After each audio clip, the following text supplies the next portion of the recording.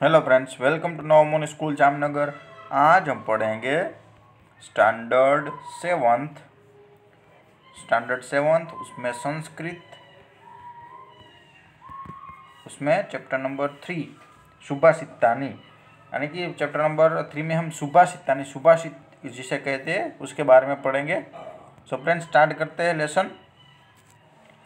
पहला सुभाषित हमारा है ऐसा, यहाँ तक है, वो यहाँ तक पहला है, वो देखते हैं। पृथ्व्यां त्रीणि रत्नानि जलमन्न सुभाषितम मुंडे मुढ़े पाषाण खंडेषु रत्न संज्ञा विधीयते। यानी पृथ्व्याम यानी पृथ्वी की, पृथ्व्याम यानी पृथ्वी पर जो रत्न है वो कौन है? त्रीणि रत्न है। त्रीणि यानी तीन, पृथ्वी पर 3 रत्न है। रत्नानि यानी रत्न। जलमन्न, जलमन्न है वो साथ लिखा हुआ है फ्रेंड्स, जलम प्लस अन्न, जलम अन्न, ऐसा बोलते हैं इसे, जलम अन्न। पृथ्वी पर त्रीणि रत्नानि यानी पृथ्वी पर 3 रत्न है। पहला है जल, दूसरा है अन्न और तीसरा है सुभाषित, सुभाषितम। यानी कि पृथ्वी पर 3 रत्न है। पहला है जल, दूसरा है अन्न और तीसरा है सुभाषित। मुड्ढे यानी मूर्ख, मुड्ढे यानी मूर्ख है, जो मूर्ख लोग होते हैं, मूर्ख, मुड्ढे यानी मूर्ख। पाषाण खंडेषु, पाषाण यानी पत्थर, पाषाण यानी पत्थर, खंड यानी टुकड़ा। पाषाण यानी पत्थर, खंड यानी टुकड़े, यानी मूर्ख लोग है वो खंडित टुकड़े, जो पत्थर के टुकड़े होते हैं उसमें विधेयते, विधेयते यानी ढूंढना, विधेयते यानी ढूंढना, रत्न संज्ञा यानी रत्न। जो मूर्ख लोग होते हैं वो पत्थर के टुकड़े में रत्न ढूंढते रहते हैं। यानी पृथ्वी पर 3 रत्न है, जल, अन्न और सुभाषित। और जो मूर्ख लोग होते हैं वो पत्थर के टुकड़ों में रत्न ढूंढते रहते हैं। ऐसा यहाँ पे पहले सुभाषित में कहा गया है कि जो हमारे लिए आवश्यकता है वो किस किस चीज़ की है, तो जल की है, अन्न की है और सुभाषित की है। यानी जल है वो उसका आवश्यकता है, अन्न की है, और सुविचार है, अच्छे अच्छे विचार है, उसकी ज़रूरत है। अगर हमें वो सच्चा रत्न मिल भी जाए तो वो एक पत्थर के टुकड़े समान जैसा है। इसलिए जो मूर्ख लोग होते हैं वो इन सबको रत्न नहीं मानते और जो पत्थरों वाले रत्न है उससे ढूंढने लगते हैं। यानी मूर्ख है वो पत्थर के टुकड़ों में वो असली वाले रत्न ढूंढते हैं। आगे देखते हैं। अयम दूसरा,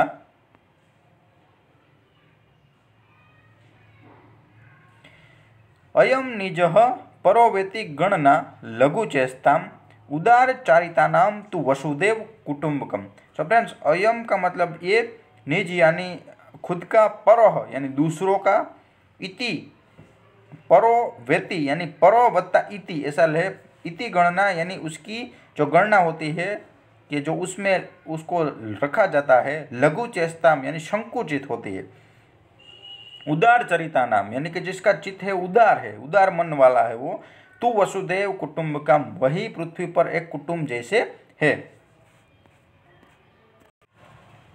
यानी कि फ्रेंड्स यहाँ पर ऐसा किया गया है कि जो लघु चेष्टाम यानी कि जो छोटे मन वाला है, छोटे चित्त वाला है, वो कैसा है कि उसके वो ऐसे अपनी जो अनुमान लगाता है कि ये अपने हैं, ये दूसरे हैं। यानी कि जिसकी मति यानी जिसकी बुद्धि है वो छोटी है, कि वो कम सोचता है, वो ऐसा सोचता है कि ये अपना है, ये पराया है। लेकिन जो विशाल उदार चरित्र है, विशाल चरित्र, उदार चरित्र वाले लोग हैं, वो पृथ्वी को एक कुटुंब की तरफ देखते हैं। यानी कि जो विशाल चरित्र वाले, उदार चरित्र वाले लोग हैं उसको कुटुंब, वसुदेव कुटुंब, वसुदेव यानी पृथ्वी और कुटुंब यानी कि परिवार, यानी वो पृथ्वी को एक परिवार की तरह मानते हैं। यानी विशाल लोग हैं वो पृथ्वी को एक परिवार मानते हैं।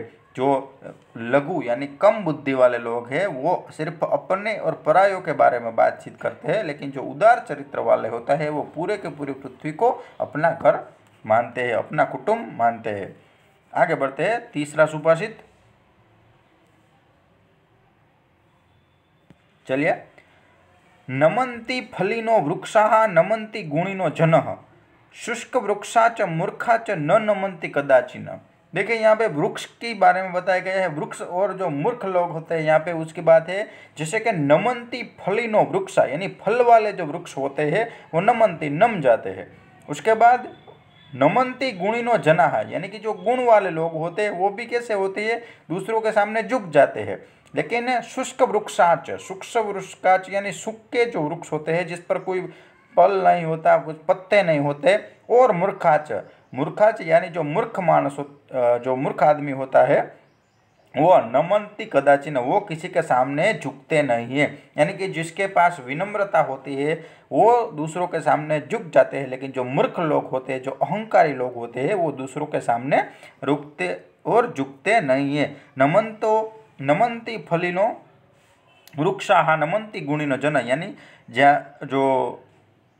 जो फल वाले वृक्ष होते हैं और गुण वाले लोग होते हैं वो दूसरों के सामने झुक जाते हैं। लेकिन जो शुष्क वृक्ष होते हैं यानी कि सूखे वृक्ष होते हैं या फिर मूर्ख व्यक्ति होते हैं वो दूसरों के सामने रुकते या झुकते नहीं हैं।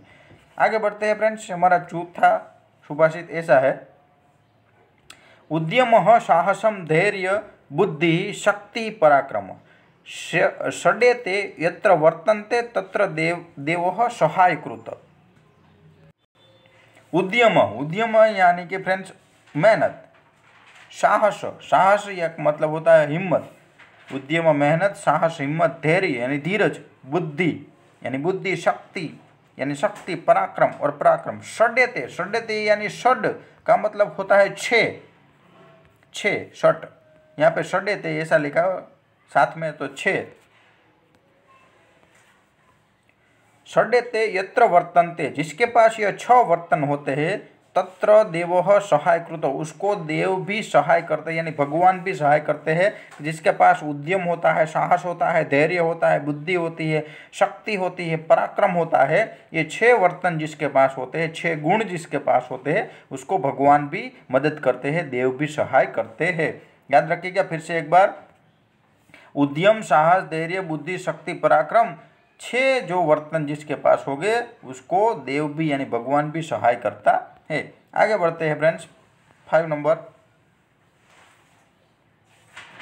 उद्यमेन ही सिद्ध्यन्ति कार्याणि मनोरथे नहि सुप्तस्य सिंहस्य प्रवेशन्ति मुखे मृगाः। यानी कि फ्रेंड्स यहाँ पे उद्यम की इस बात की गई है कि उद्यमेन ही कार्याणि सिद्ध्यन्ति, यानी उद्यम से ही सर्व कार्य होते हैं, मेहनत करेंगे तो ही सर्व काम होंगे। मनोरथे कार्याणि मनोरथी, यानी कि हम ऐसे ही बातें बनाते रहेंगे कि मैं ये कर दूंगा वो कर दूंगा, तो ये मनोरथ हुआ। तो बातें बनाने से कोई कार्य होता नहीं। कार्य करने के लिए हमें क्या करना पड़ती है, मेहनत करनी पड़ती है, उद्यम करना पड़ता है। इस बारे हम ऐसा बोलेंगे कि मैं 90% लेकर आ जाऊँगा, ये क्या हुई, एक बात हुई। लेकिन उसको सिद्ध करने के लिए आप मेहनत करोगे तो वो क्या हो गई, उद्यम हो गया। यानी कि वो एक उद्यम है नहीं सिद्ध्यन्ति कार्याणि न मनोरथ, बातें बनाने से कुछ नहीं होता, यानी कि मेहनत करनी पड़ती है, मेहनत करने से ही सब काम पूरे होते हैं। नहीं सुप्तस्य सिंहस्य, यानी कि जो सोया हुआ सिंह होता है, नहीं सुप्तस्य सिंहस्य प्रवेशन्ति मुखे मृगा, यानी कि जो सोया हुआ सिंह होता है उसके मुख में कभी जानवर नहीं आता, उसको जानवर को खाने के लिए उसका शिकार करना पड़ता है, उसके पीछे दौड़ना पड़ता है। वो बैठे बैठे उसे कुछ मिलता नहीं, भले ही वो जंगल का राजा कहलाता हो, लेकिन राजा को भी शिकार करने के लिए जाना पड़ता है। आगे लास्ट है, दृष्टिपुतम न्यसेत पादम वस्त्रपुतम पिब्बे जलम शास्त्रपुताम वदते वाणी मनपुतम समाचरेत।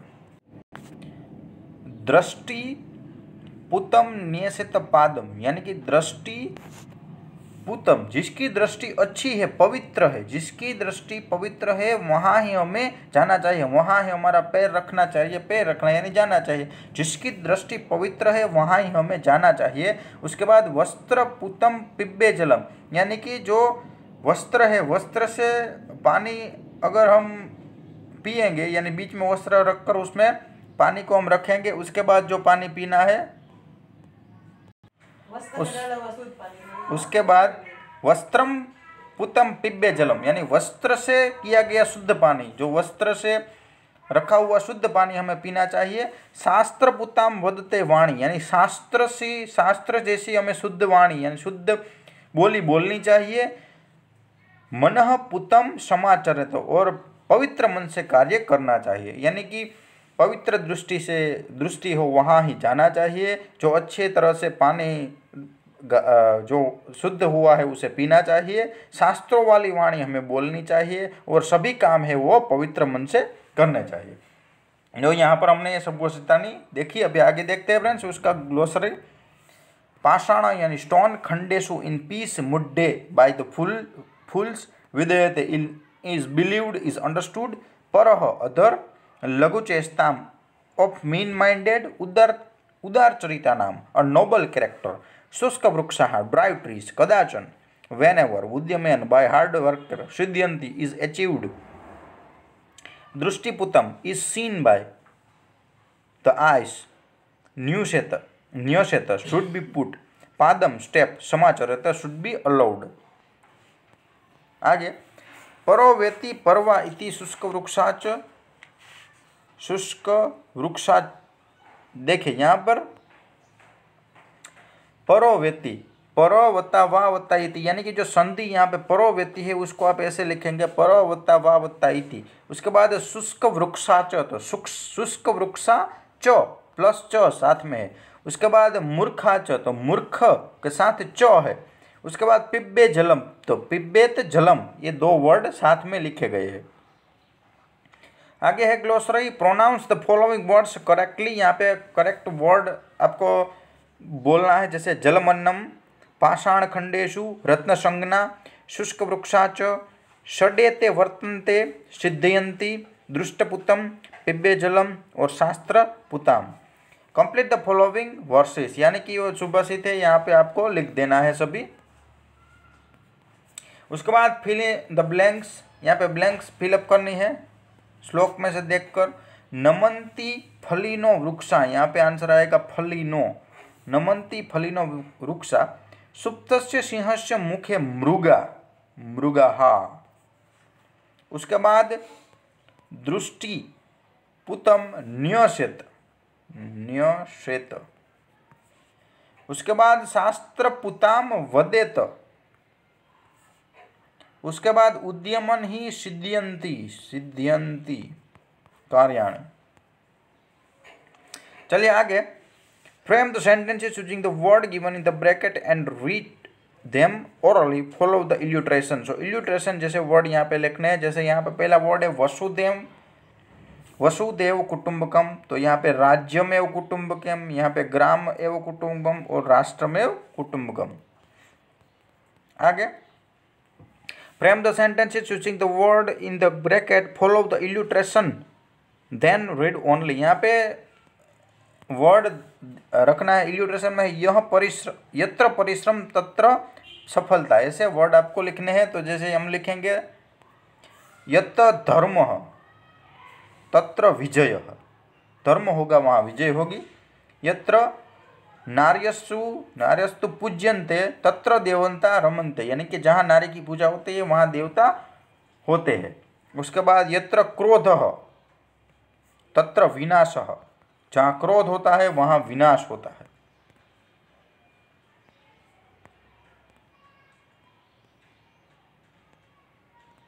उसके बाद यत्र स्वच्छता तत्र प्रभुता। उसके बाद यत्र संगः तत्र शांति ही, संग है वहाँ शांति है। चलिए आगे बढ़ते हैं। Give the form following word according to illustration, जैसे यहाँ पे दिया गया है फ्रेंड्स, ऐसे इन सबको हमें लिखना है। जैसे यहाँ है सिंह का सिंहस्य, सो वानर का वानरस्य, यहाँ पे शुकस्य, पर्वतस्य, पुत्रस्य, शंकरस्य, तारकस्य, मूषकस्य, कपोतस्य, गजस्य, मयूरस्य।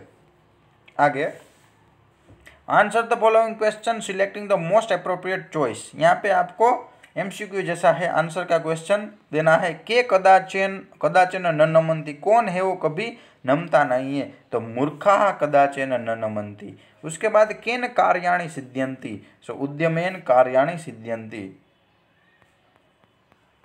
उसके बाद किदसु जलम पीबत, सो वस्त्रपुतम जलम पीबत। आगे, give the verb forms of the following verb, follow the example, example जैसे आपको लिखना है, जैसे यहाँ पे पा है तो पीबेत, ठीक है। यहाँ चौर है तो चरेत, पट है तो पठेत, वद है तो वदेत, लिख है तो लिखेत, दृश्य है तो पश्येत, दृश्य का मतलब पश्येत। आगे, give the work form of the following verb, follow the example. Example जैसे हमें लिखना है, जैसे नम का नमंती, खादंती, पतती, पतंती, पठन्ति, दृश्यन्ति, पिबन्ति, लिखन्ति, क्रीडन्ति, गमन्ति, धावन्ति, वदन्ति। उसके बाद follow the illustration and change the form of the word. यहाँ पे वृक्ष है, वृक्ष का होगा वृक्षा, मयूर का मयूराः, उसके बाद मूर्खाः, दन्ताः, पुरुषाः, देवताः, मृगाः, पर्वताः और तारकाः। यहाँ पे देवाः। यहाँ पर फ्रेंड्स हमारा चैप्टर कंप्लीट हो गया। वीडियो को देखते रहिएगा। Thank you.